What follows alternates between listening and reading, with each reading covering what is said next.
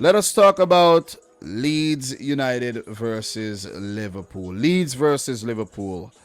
Let's start, man. In terms of their last games, 1-1 for Leeds against Burnley. Liverpool 1, Chelsea 1. So both teams picking up 1-1 draws in their last games there.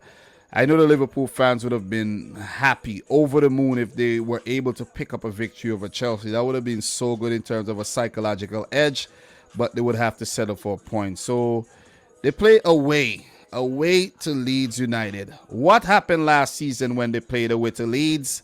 A 1-1 draw. So they'll be hoping to improve on that result. The first game Liverpool played last season was against Leeds. I could remember a thrilling 4-3 affair. Are we going to see something like that? I'd love to see something like that. So, Mike, what are your thoughts on your team, Liverpool, playing Leeds United? You guys will be without Alisson. Firmino, I think, is injured. And He's injured, yeah. you'll be without Fabinho. How do you fancy yourself? Talk to me.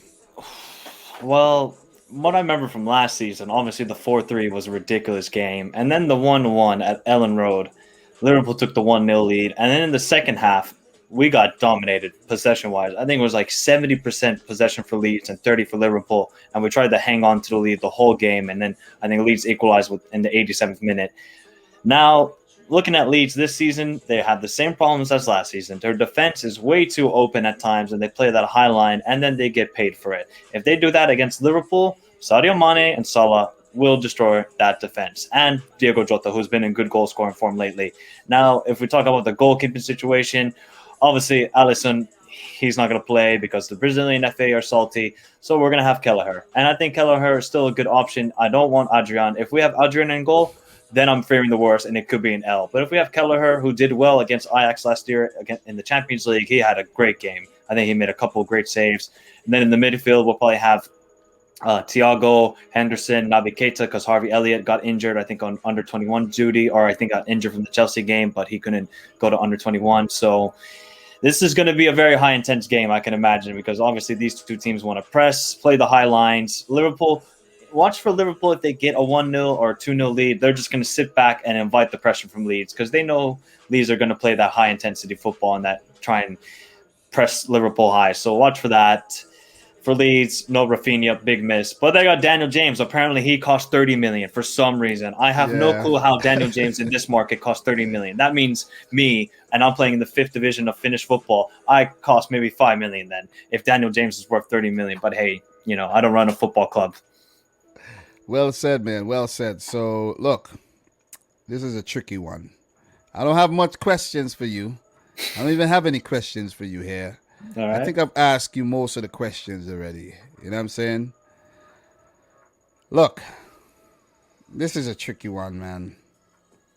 I think it's going to be Adrian in goal, bro. No. Why do you think Adrian's going to play? Kelleher he's basically been our backup option. I just have a feeling, man. I just have a feeling it's going to be Adrian, though. You know what I mean? None of these goalkeepers have had any minutes under their belt so far. And I don't know, maybe Klopp would go in with the more experienced option. Or could it be Karius? I think you still have Karius at the club, don't you? I have no clue. And if we do, don't get him anywhere near this match. I will forever be traumatized by that Champions League final. I think he might be, though. I don't think he went on a loan anywhere. I do think he's in the squad. Let me just double check. Yeah, we need to check that. He might. Let me see. Yeah, he came back from loan. He came back from Union Berlin. I think he is still in the squad right now. Yeah, he is still in the squad. I have a feeling. With that being said, though, I have a sneaky feeling. I have a sneaky feeling it's gonna be Karius in goal. Could you imagine? Listen, I kid you not. I have a feeling it's going to be Karius in goal. But yeah, guys, I'm just playing, man. I think it's going to be Kelleher, though. I definitely think Klopp can't do that. I think it's going to be Quiveen Kelleher. You know what I'm saying? That boy right there named Kelleher, the Irishman Kelleher, who did a pretty good job. I think Kelleher saved you guys a lot last season. He saved us in the Ajax game big time when we won 1-0 against Ajax at home. He was massively impressive in that game. And like you said, if we play, I can't believe I've completely forgotten about Karius. And if we play Karius or Adrian, watch out. Then I'm fearing the worst because didn't Adrian play when we lost 7-2 to Aston Villa? I think he did, if I'm not mistaken. Yeah, it definitely was him. Who else? Yeah. I was So just asking if Adrian was playing in that game because I just have bad yeah, memories no, of Adrian. but I mean, when I say who else, I mean it's. I don't think Allison's gonna concede 7, man. You see what I Yeah, mean? no. So it was a lot of deflections. To be kind to you guys, you could blame the deflections. I mean, a lot of Liverpool fans did blame the deflections as well. So look, we got some insights for you. After winning both league meetings against Liverpool in the 2001 season, Leeds are winless in their last 8 against the Reds in the Premier League, drawing 3, losing 5. Liverpool have lost just one of their last 9 away league games against Leeds, winning 5, drawing 3. And going down 4-3 in November of 2000 with Mark Viduka netting all 4 goals for the Whites. Liverpool have only failed to score in one of their last 22 meetings with Leeds in all competition, finding the net in each of their last 15 against the Whites since a goalless draw at Ellen Road in April 1999. After winning their last 4 games of the 2020-21 campaign, Leeds are without a win so far this season, drawing 2 and losing 1. They've not failed to win any of their first 4 games to a top flight season since the 1958-59 season under Bill Lambton. Leeds are unbeaten in their last 7 Premier League home games, however, winning 3 and drawing 4. The longest run without defeat at Ellen Road in the top flight since a run of 15 back in 2001. Which brings us to the biggest question. Mike, what's your prediction for this game? 2-1 Liverpool. Delusional, bro. Come on, bro. It ain't delusional. Have you seen Leeds play this season? Bro, they're defensively, they are shaky. I know, but they're very volatile team, and they could come and shock you anytime. They could, but I don't think they want to play their style of football against Liverpool. Listen, bro, Liverpool are losing this game. 2-1 too. You're a hater. You're a hater. Bro, come on, bro. I'm telling you, this Brazilian ban thing, it's going to affect both City and Liverpool big time. Without having their best goalkeepers and a Jesus, a Fabinho in this team, you guys are not winning the game. At least a draw. Do you just not rate Thiago at all? Definitely no ratings for Thiago. Sometimes you want to watch a movie and you go and you check out the ratings and it says like not rated, like NR. I don't rate Thiago. Just want to put it out there. I don't rate him at all. I don't rate him. But I do honestly believe that this whole thing is going to affect Liverpool and it's going to affect Man City the most. Because the quality of the players that we're losing there, it's big. It is big. Alisson on many occasions. And I watch every single Liverpool game. And I'm saying, oh my God, how did this guy pull off these saves? Yep. You see what I'm saying? He really is a difference maker for us. Exactly. So you cannot trust this Leeds team. I know they won't have Rafinha, but they have some quality players. And we want to touch on the quality players they have right now. In terms of their transfer dealings, right? They brought in Dan James from United. Dan James might be the one to torment you in this match. Just want to put that out there. He will start because Rafinha's not starting. Exactly. He might be the man. £26 million from United. Junior Firpo.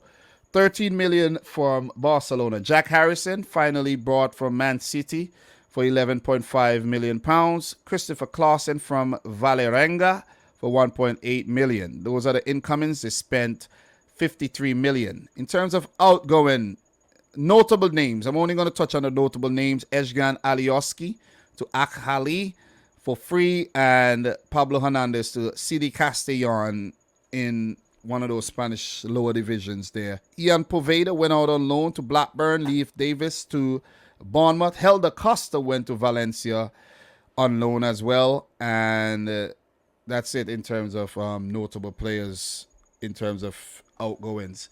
Liverpool FC, not much business done at all in the transfer window. And in terms of incoming, one player, Ibrahima Konate from RB Leipzig. Harvey Elliott from the Liverpool under 23s, but he will be injured. Outgoings, Harry Wilson.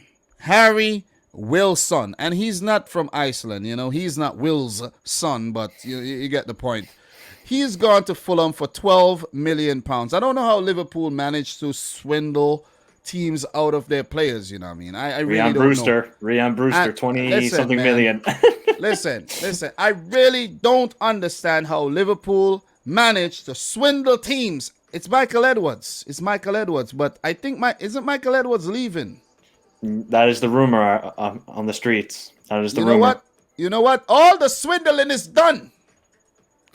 No more swindling. That guy, Michael Edwards, man, he should become a freaking agent. He definitely should become an agent.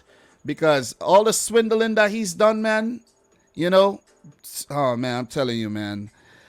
I don't know how. Let me just list you some names of some transfer fees that Liverpool managed to squeeze out of other teams, right?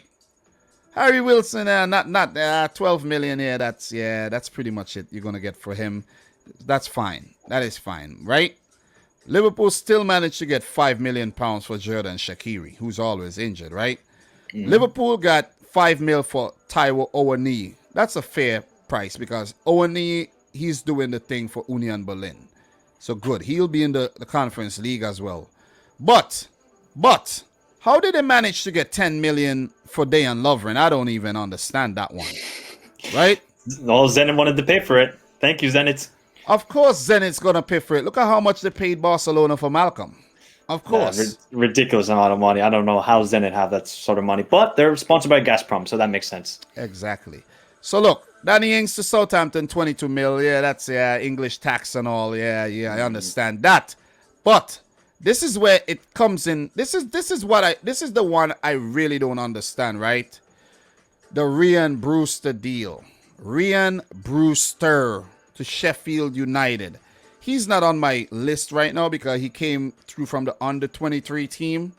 I know under 23 players, they could get sold for that. Mark Guehi comes to mind. But Brewster didn't score a single goal. You know what I mean? Crystal Palace already pick up points with Mark Guehi in the team. You get the point. Do you know why they paid so much for him? Because he had one good half-loan season at Swansea City where he scored a ton of goals. And then I guess Sheffield United, they needed a striker. They said, all right, we'll give you $25 million for Ryan Brewster. I could not believe that they actually accepted that bid. But we'll take it. We'll take the money. Take the money. Sheffield knew that they were going back into the championship. That's why they got Ryan Brewster. I guess so. They predicted the future. Exactly. But here this is what I don't understand. How did Liverpool manage to get £19 million for Dominic Solanke, who didn't do absolutely nothing at Liverpool? He didn't score a single goal at Liverpool in his Premier League appearances, and he took a long time to get off the mark at Bournemouth as well. Yep. Not because my memory ain't the best when it comes to remembering things that happen in games and stuff like that. But Solanke, I remember you, bro. You were poor. That's why Bournemouth got relegated. How did Liverpool manage to sell Danny Ward to Leicester for 12 mil? I don't get it. I'm still trying to understand that one too. He hasn't played a game, it seems like, for Leicester either. You see what I'm saying? Look. Liverpool managed to sell Sacco for 25 mil to Palace. And managed to get £120 million for Philip Coutinho, who have flopped. Yeah, that's a bit of a weird one for Coutinho because he was so good at Liverpool, but it just didn't seem like he was playing in the right position or right formation at Barcelona. It just was bound to be a flop the whole time, unfortunately. Philip Coutinho was not $100 million. No, he wasn't. Player. No, he wasn't. But Barcelona wanted to pay that sort of money, and we'll take it. Exactly. Horrible deal. But Liverpool benefited from that for sure. Look, I have another one, man. The Benteke to Palace, 28 million, even though Benteke flopped at Liverpool. Liverpool still managed to get a lot of money for him.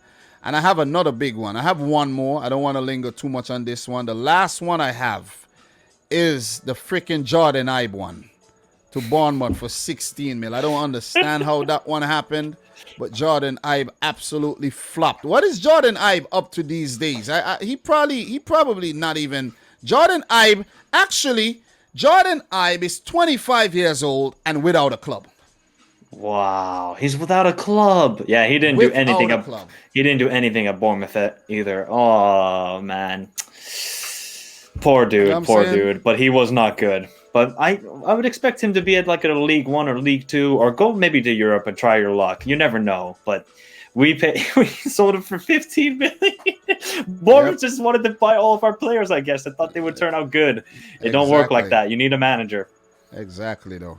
So, look, that'll be it for the transfers. I am predicting Liverpool to lose, just like City. So, it's all good, man. It's all good. I'm not biased or anything.